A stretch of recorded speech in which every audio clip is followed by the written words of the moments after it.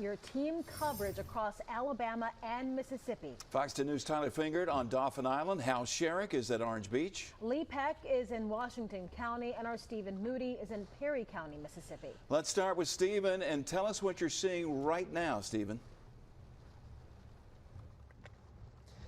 Hey Byron, hey Lenise, we are in New Augusta where you just heard there was a tornado warning. Now for those who aren't familiar with this area, it's about west of Hattiesburg, Mississippi. Now I'm going to actually show you what we're looking at here. We are in New Augusta where there was some rotation spotted around an hour ago, about a half an hour ago, where that tornado warning was issued.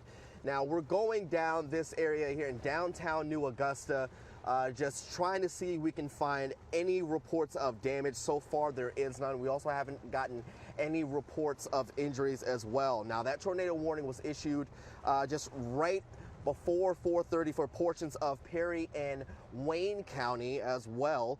We were in Lucedale, about 20 to 25 minutes away from here. We got the alert and started to head this way.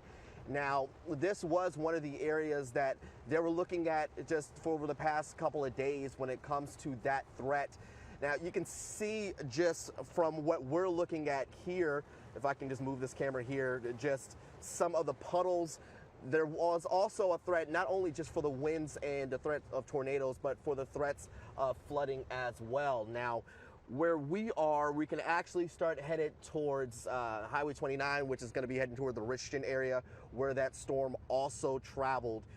Right now, we're just trying to make sure just everybody was okay and just trying to see if we can find any piece of damage from that tornado warning. We're going to continue to monitor these conditions, but for now, I'm going to go ahead and send it back to you guys in the studio. Reporting live tonight here in Perry County, Mississippi, Stephen Moody, Fox 10 News. All right, Stephen, and yeah, you can see from that shot a lot of water in the streets. Just a reminder, take it easy out on the roads. With the severe storms possible for tonight, you know, one of the more vulnerable areas, talking about flooding, is Dauphin Island. Yeah, Fox 10 News' Tyler Fingert continuing our live team coverage from there.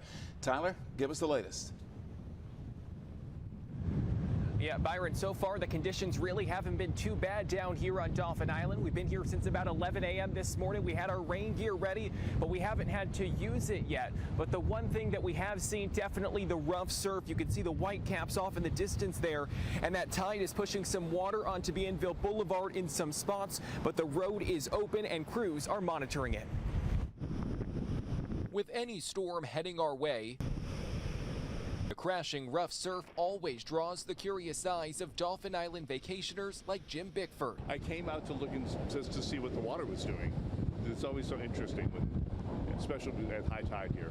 On the West End beach, a handful of people joining him around high tide, taking in the sight. That looks like about 6-foot seas out there today, so that's a little rougher than I'd want to be in.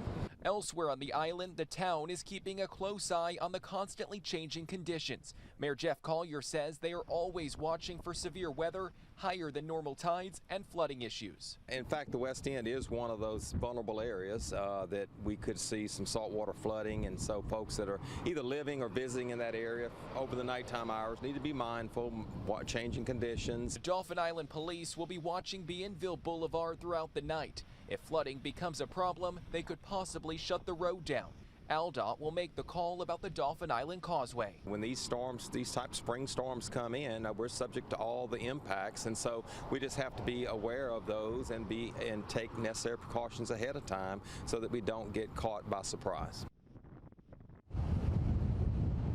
While conditions are okay right now, that could easily change at a moment's notice. Mayor Collier is asking residents and visitors in this area and on the island to follow all emergency alerts. We're live on Dauphin Island on the West End tonight. Tyler Fingert, Fox 10 News. All right, Tyler, thank you. Meanwhile, dangerous conditions just off our Baldwin beaches, too. Double red flags flying out there today, closing the water to spring breakers. Fox 10 News Baldwin County reporter Hal Sherrick now joining us live from Orange Beach. All right, Hal, we checked in with you first at 4 o'clock. Have the conditions gotten any worse? It's about the same, guys, as what we saw then. We've got very high surf, very high tide. That in combination with what's expected to come here tonight, this is really somewhere no one's going to want to be. Stiff southeast winds made for an angry Gulf of Mexico Tuesday. Big waves pounded the shoreline and water pushed in towards the dunes at Cotton Bayou Public Beach. The city posted double red flags this morning, and lifeguards warned those taking in the sights to stay out of the water.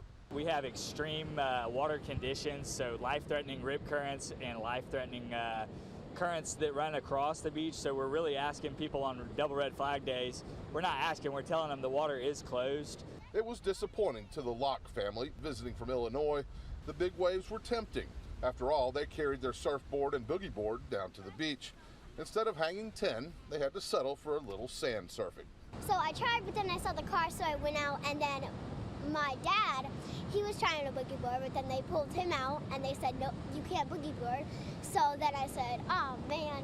She's doing pretty good. She's got some good form and doing some boogie boarding earlier, so yeah, it's starting them young. Others were catching some beach time while they made plans for bad weather. We're maybe going to go bowling or go to the arcade. I told him. He's a gamer, so he wants to go to the arcade. And we've still got a minimum of 24 hours of this to go.